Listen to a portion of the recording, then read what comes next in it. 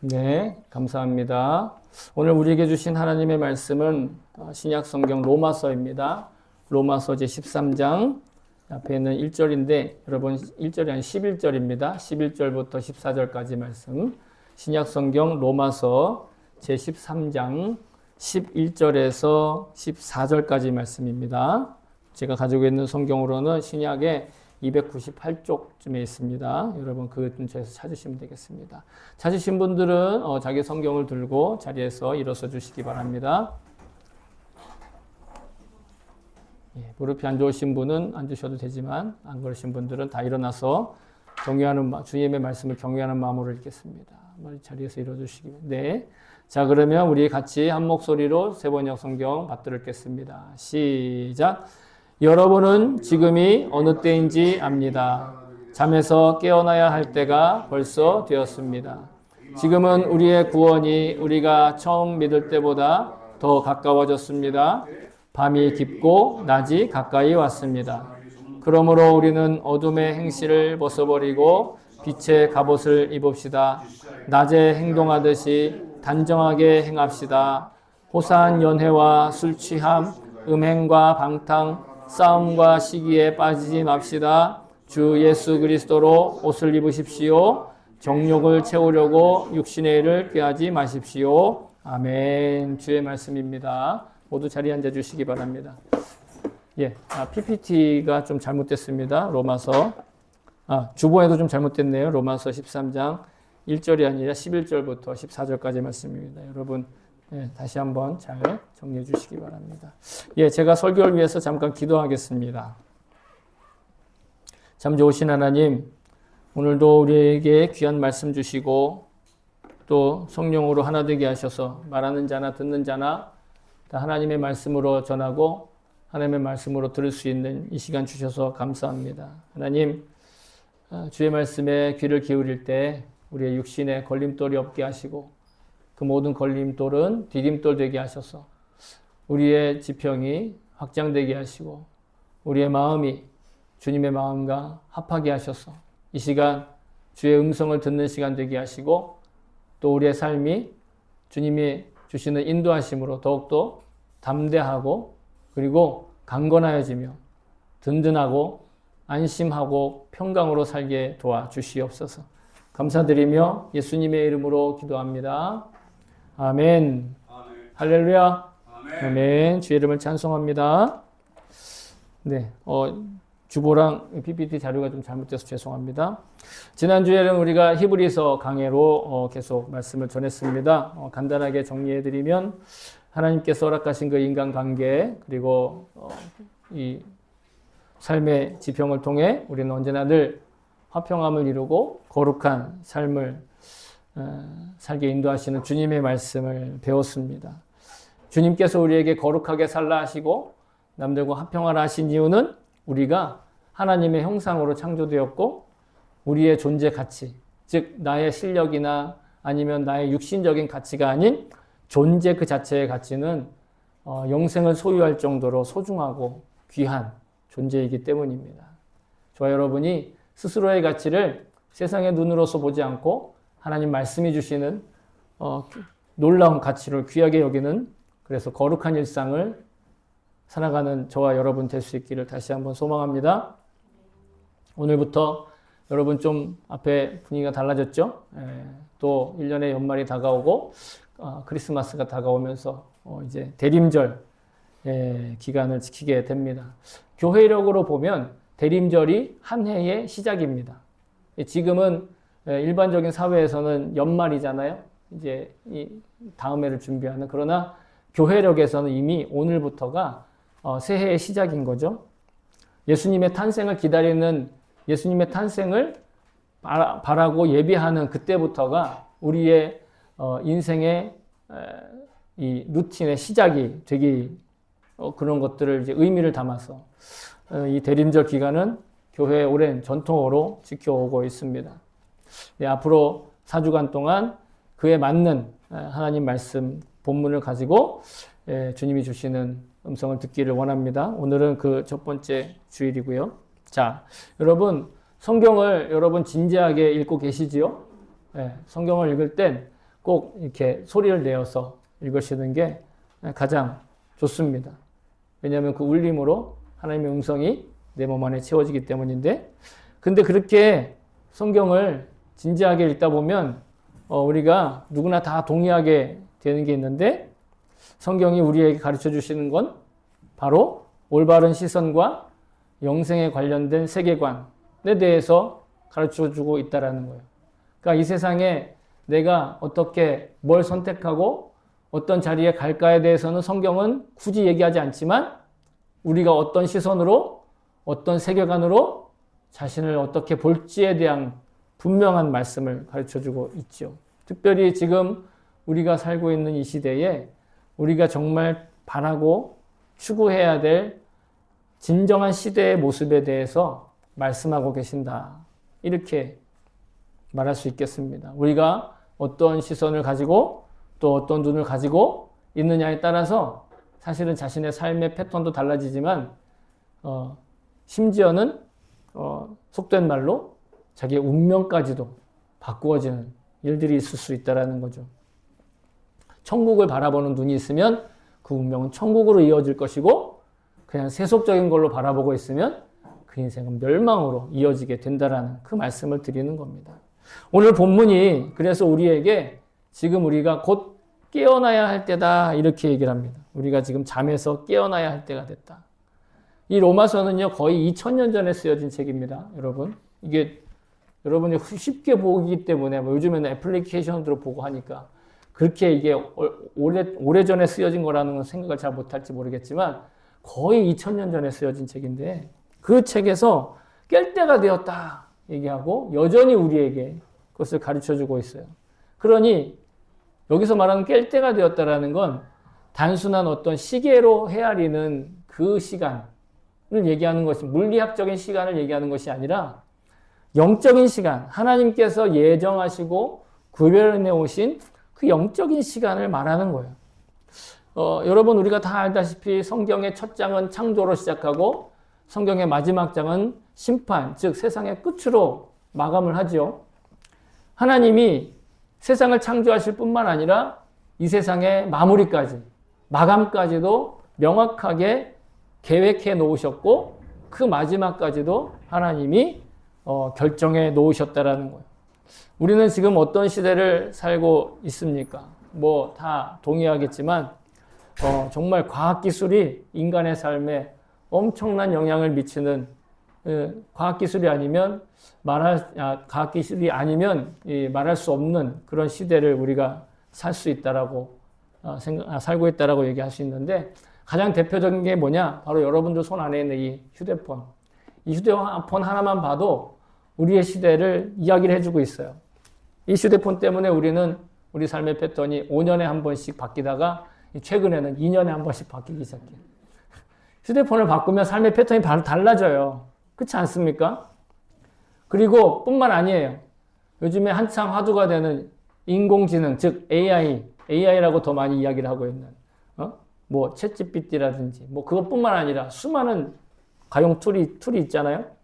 자유롭게 활용하지만 이제는 그것에 의존하는 세대가 이미 형성되어 있다, 이렇게 얘기할 수 있을 정도예요.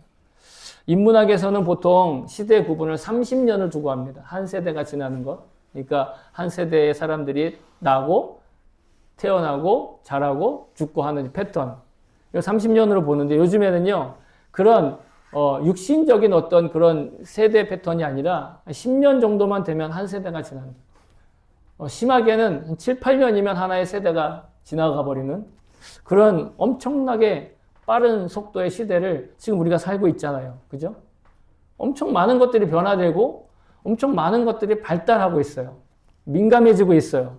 그런데 여러분, 2000년 전이나 3000년 전이나 5000년 전이나 그리고 지금까지 변하지 않는 게 있어요. 그게 뭔지 아십니까?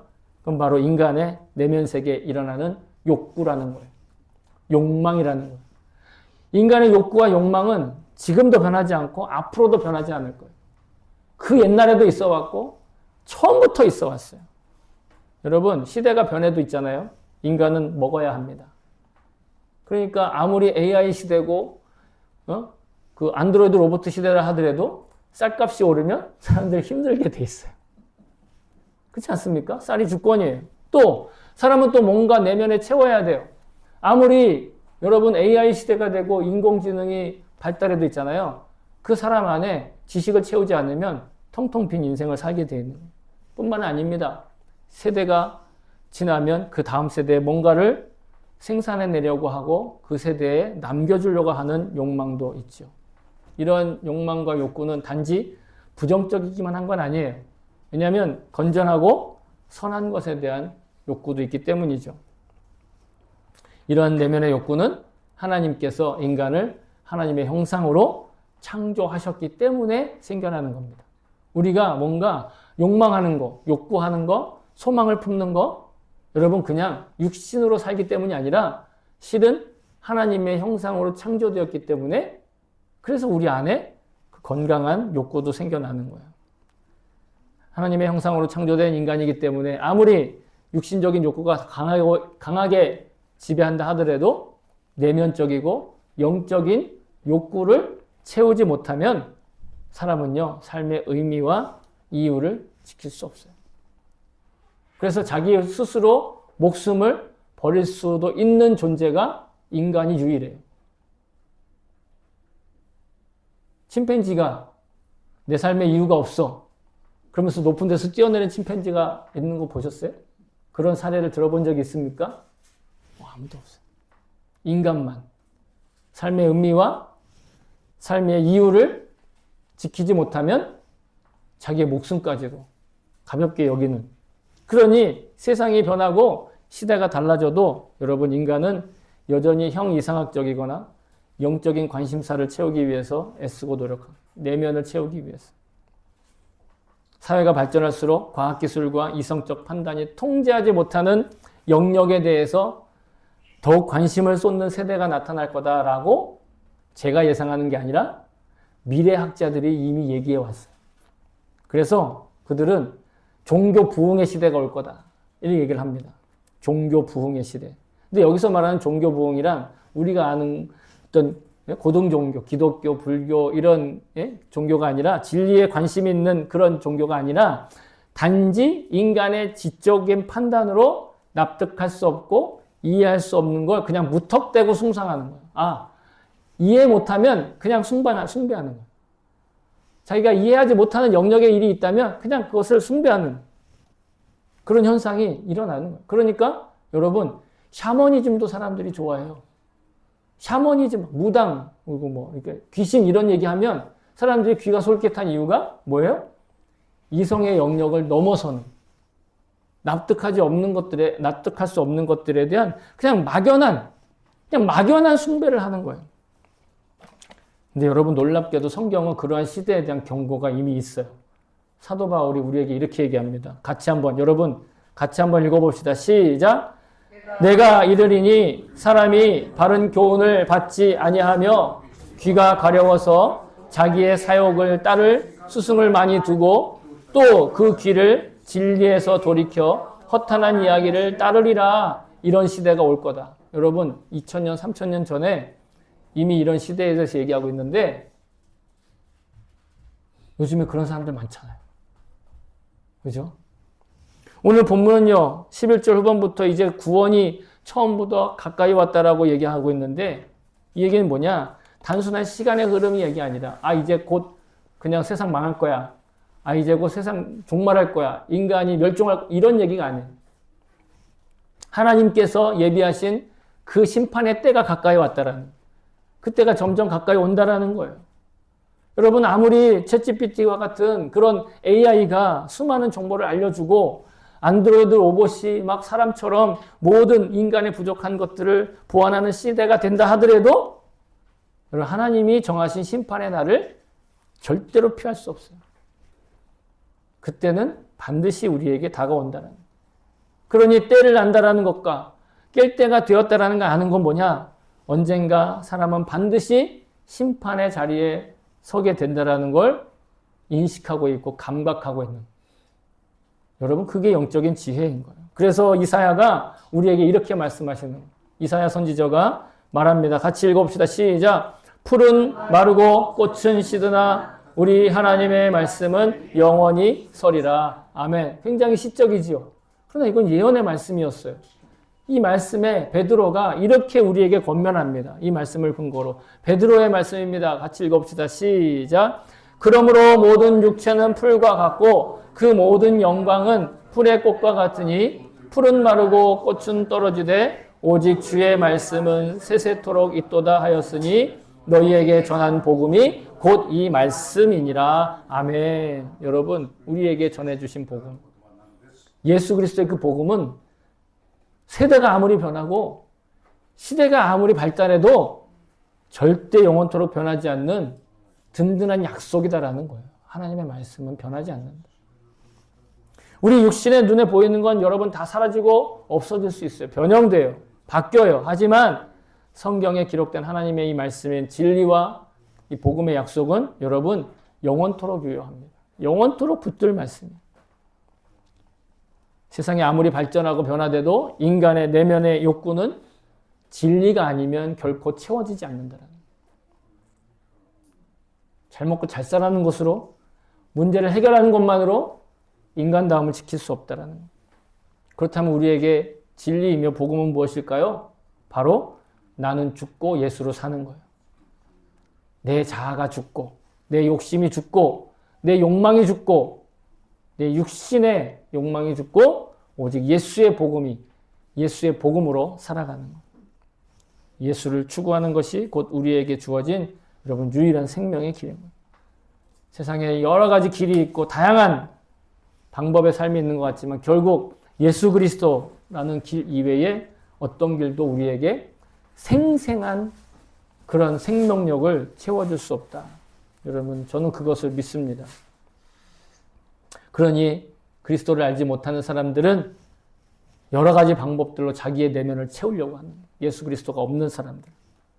그 방법들을 오늘 성경은 어두움의 방법이다. 어두움의 행실이다. 이렇게 얘기하고 있어요. 어두움의 행실. 그 어두움의 행실에 대해서 13절에 쭉 이야기를 하고 있거든요. 여러분 보세요. 단정하지 못한 행실을 통해서 나타난 호사한 연회, 술에 취하는 것, 음란한 것, 방탕한 것, 다투는 것, 시기하는 것. 물론 이거 외에도 더 많아요. 사실은. 인간의 그 어두움의 방법이라는 게. 하지만 오늘 본문에서는 단 6가지 정도로만 추려서 이야기를 하는 거예요. 아, 목사님 나는 여기 해당이 안 돼요. 아니에요. 해당이 안 된데도 우리는 어둠 가운데 있다라는 걸 말하고 싶어 하는 거예요. 예? 단정하게 행합시다. 이렇게 얘기를 합니다. 단정하게 행한다. 이것은 복음에 합당한 삶을 말하는 거예요. 그러면 단정하지 못하다는 행실은 뭐냐? 복음에 합당하지 않는 삶이죠. 이 6가지 태도들, 호사한 연회, 술 취함, 음행, 방탕, 싸움, 시기 이런 거에 절대로 빠져서는 안 된다는 거예요. 하나하나 다 이야기해드리고 싶지만 오늘은 그 잘못을 지적하는 시간이 아니라 이 근본 원인에 대해서 하나님이 우리에게 대안을 주신 것들을 전하는 시간이기 때문에 가장 끝에 있는 제일 좀 약하다고 생각하는 싸움과 시기에 대해서 말하고 싶은데요. 사람이 다투는 거 이거 하나님이 기뻐하지 않는 삶인 것이. 예수님의 동생인 야고보가 이렇게 얘기합니다. 같이 읽어볼까요? 시작. 사람이 성내는 것이 하나님의 의를 이루지 못함이라. 사람이 성내고 사람이 분노하면 하나님의 의를 이루지 못한다라는 거예요. 왜냐하면 성내면 다투게 되고 다투는 것 그 자체가 이미 어두움과 밤의 행실이 되기 때문입니다. 그래서 사도 바울은 우리가 성내기 전에 분노하는 것에 대해 마음을 제어하라고 조언하고 있어요. 어떻게 해요? 이렇게 해요. 에베소서 4장입니다. 같이 읽어봅시다. 시작. 분을 내어도 죄를 짓지 말며 해가 지도록 분을 품지 말고 마귀에게 틈을 주지 말라. 아멘. 분이 날 수 있다라는 거예요. 화가 날 수 있다라는 거예요. 그러나 그걸 계속해서 붙들고 있지 말라는 거예요. 해가 지기 전까지는 반드시 해결하라는 거예요. 스스로 내려놓으라는 거예요. 왜냐? 그 틈을 마귀가 탄다라는 겁니다. 분을 품고 있는 그 틈을 마귀가 노린다라는 거예요. 그리고 시기하는 것도 어두움의 행실이라고 얘기해요. 시기하는 거. 그러니까 부러워하는 거 혹은 질투하는 거. 왜냐하면 모든 다툼과 거짓과 부도덕은 시기로부터 시작한다. 질투로부터 시작한다. 이렇게 얘기하고 있습니다. 예수님은 이렇게 말씀하셨어요. 여러분 산상수훈의 예수님의 말씀입니다. 같이 읽어봅시다. 시작. 나는 너희에게 이르노니 형제에게 노하는 자마다 심판을 받게 되고 형제를 대하여 라가라 하는 자는 공회에 잡혀가게 되고 미련한 놈이라 하는 자는 지옥불에 들어가게 되리라. 아멘. 주의 말씀입니다. 여러분 이 말씀은 사실 구약에 살인하지 말라 하는 계명이 있다라고 하는 것을 예로 드시면서 살인하는 것과 미움, 즉 형제를 미워하는 건 같은 죄다라고 말씀하시려는 거예요.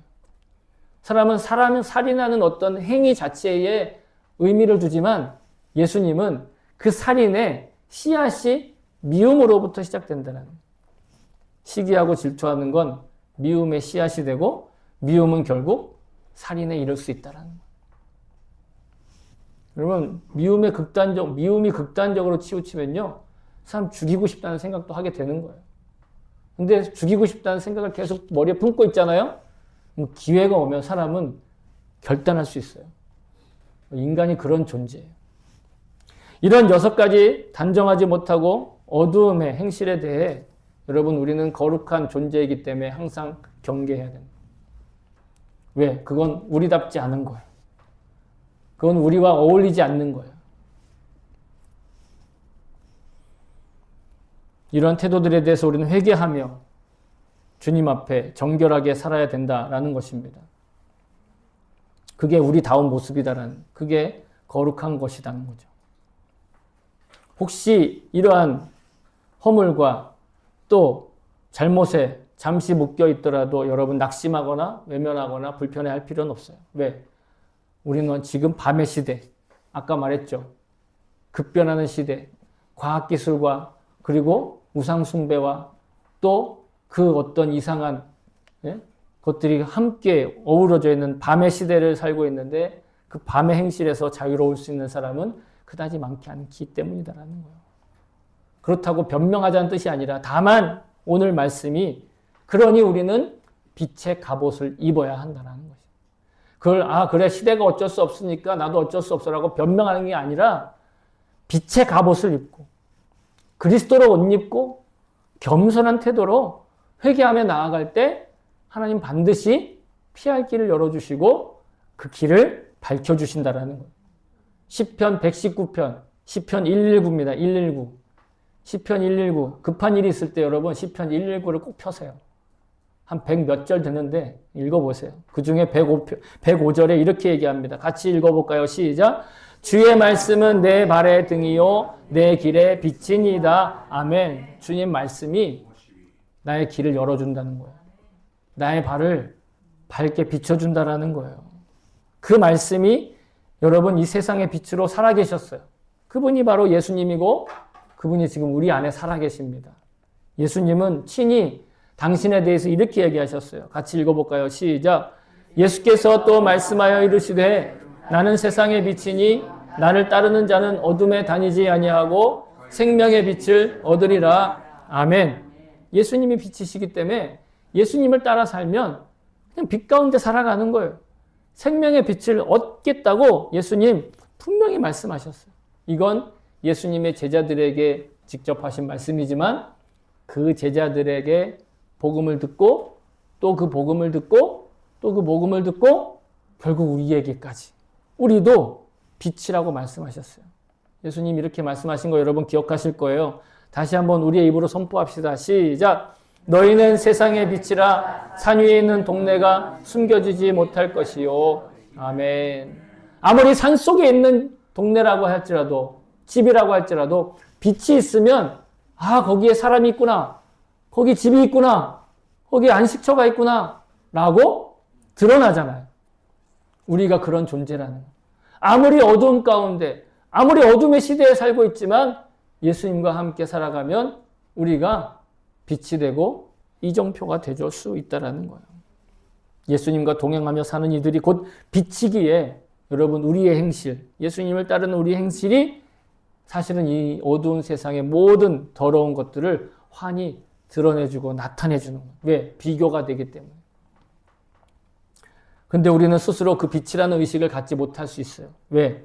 나는 내 육신의 행실을 보니까, 내 육신의 행동만 보니까 경건하지도 않고 거룩하지도 않아. 여러분, 그걸 우린 다 알고 있잖아요. 제가 아무리 여기서 잘난 척하고 목사라고 이렇게 있지만 저도 그 빛이 아니다. 내 스스로는 그 빛을 낼 수 없다라는 걸 너무 잘 알아요. 그런데 여러분, 용기를 잃지 마세요. 성경은 그래서 우리에게 이렇게 가르쳐 주시는 거예요. 사도 바울이 말합니다. 같이 읽어봅시다. 어두운데 빛이 빛이라 말씀하셨던 그 하나님께서 예수 그리스도의 얼굴에 있는 하나님의 영광을 아는 빛을 우리 마음에 비추셨느니라. 아멘. 우리 마음에 비추셨어요. 그리고 나서 어떻게 됐느냐? 우리가 시작. 우리가 이 보배를 질그릇에 가졌으니 이는 심히 큰 능력은 하나님께 있고 우리에게 있지 아니함을 알게 하려 함이라. 아멘. 질그릇은 흙으로 만든 질그릇은 빛을 낼 수 없어요. 근데 뭘 할 수 있어요? 하나님이 우리 마음 가운데 빛을 비추셨더니 우리가 질그릇인데 그 안에 보화가 담겼다라는 거예요. 보석이 담겼다라는 거예요. 나는 질그릇같이 아무것도 아닌 존재지만 내 안에 와 계신 예수님이 영원토록 빛나고 모든 걸 다 살 수 있는 보석과 보화와 보배로서 와 계신다라는 거예요. 하나님의 진리의 빛, 우리가 믿는 그 복음의 약속, 그것이야말로 찬란하게 빛나고 값어치 있는 보석이고 보배인 것. 그러나 우리의 육신은, 내 자아는 그냥 그 보배를 그냥 담고 있는 질그릇에 불과해요. 그냥 흙그릇에 불과해요. 빛나는 보배를 담고 사는 그 그릇으로 살 때 나는 그 그릇을 지키기만 하면 세상은, 그 어두움은 우리의 밝은 행실을 보고 눈이 부셔서 견디지 못하고 결국 우리를 시기하고 박해하고 미워하고 멀리할 수 있다는 거예요. 그러니까 복음이 세상과 친해질 수는 없어요. 그러나 놀랍게도 세상은 그 복음을 갈망해요. 참 희한한 일이죠. 복음으로 말미암아서 드러나는 행실에 대해, 드러나는 그 거룩함은 무서워하고 두려워하고 멀리하지만 또한 그 근본 아래는 하나님의 형상이기 때문에 복음을 갈망한다는 거예요. 우리는 그 경계선에 있어요. 하지만 두려워하지 말고 용기를 갖고 복음을 전하는 것이에요. 우리는 그 빛의 갑옷을 입고 그리스도로 옷 입은 삶을 살아야 돼요. 그러니까 어떻게 살 수 있어요? 너무 간단해요. 예수님과 동행하며 예수님 바라보며 살아가는 거예요. 그러니까 예수님과 동행하자, 예수님을 바라보자, 예수님의 시선을 의식하자 이렇게 얘기하는 거예요. 그러려면 기본적으로 말씀을 읽어야 돼요. 그래서 말씀을 읽고 예배에 나오고 기도하고 신앙생활 하자는 것이지, 그 말씀 많이 읽고 기도 많이 하고 예배 열심히 드린다고 갑자기 대통령이 되고 세계를 주름잡는 권력을 갖고 그런 건 아니에요. 만수르가 되진 않아요. 오히려 만수르는 이슬람교를 믿잖아요. 그거와 달라요. 우리는 진짜 베개를 가지고 있다. 예수님을 바라보며 살아. 그 시선을 의식하며 살아가는 거예요. 어떻게 우리는 예수님의 시선을 의식할 수 있는가? 너무 쉬워요. 왠지 아세요? 여러분, 지난밤에 잘 주무셨죠? 아니에요? 잘 못 주무셨어요? 잘 잤잖아요. 에이, 다 잘 잤으면서. 그리고 자고 나서 바로 그냥 나왔죠. 그죠? 아무것도 안 하고. 침대에서 그냥 바로 일어나서 바로 왔죠? 그런 사람 아무도 없어요. 침대에서 일어나면 머리라도 매만지고 세수도 하고 눈곱도 띄고, 그죠? 네, 밤새 흘렸던 침도 좀 닦고 이도 닦고 그리고 와요. 그리고 그냥 잠옷 입고 와요? 아니요. 어저께 잔채로 온 사람 아무도 없어요. 다 옷 갈아입고. 네? 저는 심지어 향수도 뿌렸어요. 냄새 날까봐. 이렇게 왜 그래요? 예의를 지킨다고 하지만 실은 누구의 시선? 주변인의 시선을 의식하는 거예요. 우리의 육신도 주변인의 시선을 의식할 수 있어요. 마찬가지로 우리의 내면을 예수님께서 그렇게 보고 계신다는 걸 의식하며 살아가는 거예요. 여러분, 그게 주님을 바라보는 것이고 주님의 시선을 의식하는 거예요. 내 마음 그리스도의 집이라는 작은 책이 있는데 그거에 관한 얘기예요. 예수님을 자기 마음의 문 앞에서 맞아들 땐 기뻐해요. 와, 드디어 예수님이 우리 집에 오셨다. 그런데 예수님께 자기의 집을 소개해드리고 방을 하나씩 열어드릴 때마다 근심이 쌓여요. 예수님 그 방은 열면 안 돼요. 제발 그 방만 열지 말아주세요. 예수님과 동거하는 시간이 길어지면 길어질수록 점점 당황하는 일들이 많아지고 부담스러운 일들이 많이 생겨나기 시작하는 거예요. 우리가 어두움이 지배하는 밤의 삶에서 그 행실에서 환한 낮의 삶으로 나아가는 과정이 마치 이런 당혹스러움과 부담스러움이 점점점 많아지고 그리고 그 산들이 그 강들이 자주 나타나는 경우가 있어요. 주님을 바라보는 것이 당황스러움의 산을 넘고 부담스러움의 강을 건너는 그 능력을 우리에게 주실 줄로 믿습니다. 이 빛의 갑옷을 입고 단정히 행하고 살아가는 것, 여러분 이것을 경건한 삶이라고 얘기하는 거예요. 경건한 삶이라는 게 그냥 아무렇지도 않은 척 막 이렇게 겉으로 꾸미는 것이 아니라 주님의 시선을 의식하면서 나를 단정히 하는 거예요. 항상 말하지만 그리스도인의 유일한 소명은 뭡니까? 경건하게 살면서 거룩한 삶을 지켜나가는 거예요.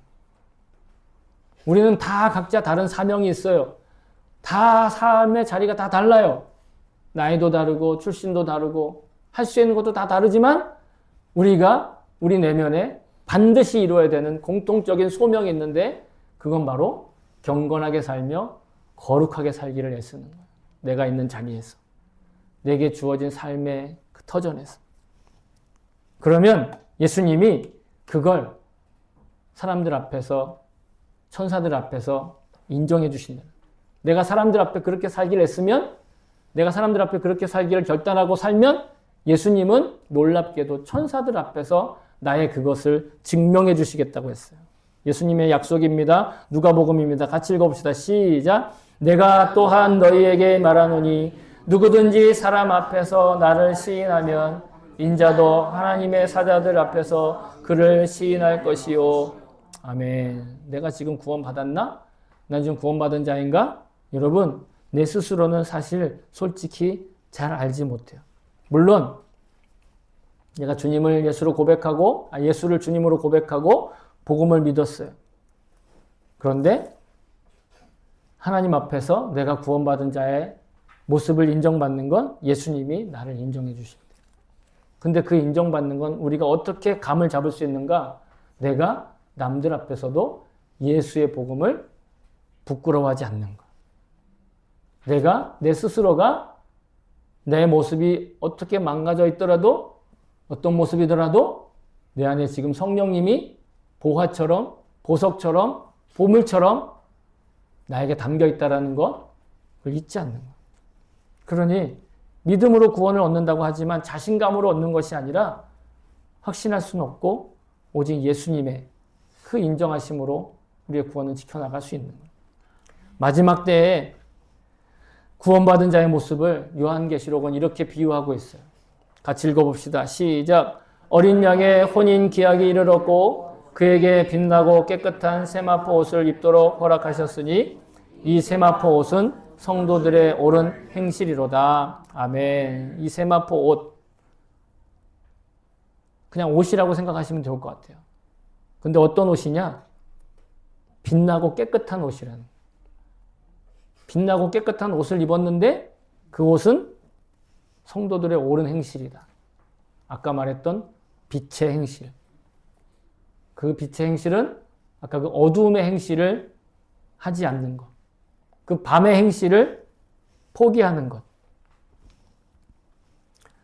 그들은 모두 빛나고 깨끗한 옷을 입고 있어요. 경건하고 거룩한 삶의 행실이에요. 그가 어떻게 살아왔든지 그가 어떤 사명을 감당해 왔든지 잘했든지 못했든지 상관없어요. 동일하게 깨끗하고 그리고 빛나는 그 행실의 옷을 입혀주신다라는 거예요. 예수님이 인정하시는 사람들에게 그 옷을 입혀주신다라는 거예요. 그러면 내가 사명을 잘 감당했냐 못했냐 내가 인생을 잘 살았냐 못 살았냐는 그 깨끗하고 밝은 옷으로 다 덮여지는 거예요. 그건 우리를 구별할 수 없어요. 그 깨끗하고 빛나는 옷을 입은 사람만이 예수님의 인정을 받은 사람인 거예요. 주님의 시선을 의식하기 때문에 우리가 경건하게 살아가는 것이지, 억지로 내가 이렇게 살아야 경건한 거, 이렇게 살아야 거룩한 거야 라고 그냥 몸부림쳐가면서 그냥 힘들어하면서 하는 것은 종교 생활이라고 하는 거예요. 주님을 바라봤더니 어두움의 것들을 버리게 됐고 어두움의 행실을 하지 않게 되었고 굳이 거기에 마음이 뺏기지 않게 되어서 그냥 경건하고 거룩하게 살게 되어지는 거죠. 여러분, 기독교 역사에 바울 다음으로 굉장히 유명한 인물로 성 어거스틴이라는, 또 철학에서는 아우구스티누스라는 이름의 학자가 있고 신학자가 있는데 기독교 역사에 교부가 있습니다. 근데 그분이 자신이 하나님의 은혜를 체험하고 아주 실감했던 그런 경험이 바로 오늘 우리가 함께 읽었던 이 로마서 13장 12절과 13절의 말씀. 이 말씀은 제가 다시 한번 여러 번 읽어드릴게요. 밤이 깊고 낮이 가까이 왔습니다.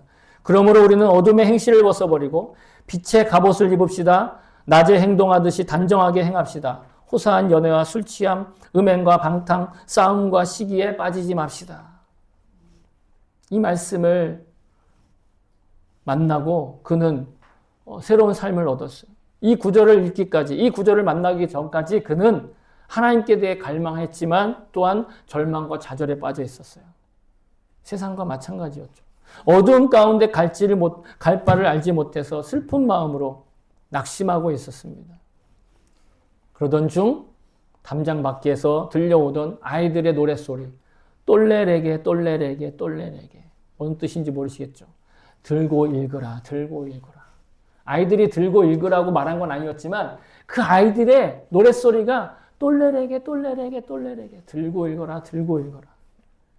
그 이야기를, 그 노랫소리를 듣고 자기도 모르게 그날 읽고 있던 성경책을 펼쳐서 읽었더니 바로 이 부분이 나와서 그 말씀을 읽고 그 마음에 환한 빛이 들어오고 그리고 자기의 그 더러운 행실들을 회개하고 그리고 하나님의 그 빛 가운데로 걸어가는 새로운 삶을 시작하게 되었다라는 것을 체험하고 그것을 기록으로 남겨놓았습니다.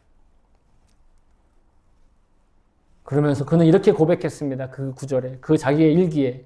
우리가 주님께 가기 전까지 우리는 불안한 상태에 거하게 됩니다.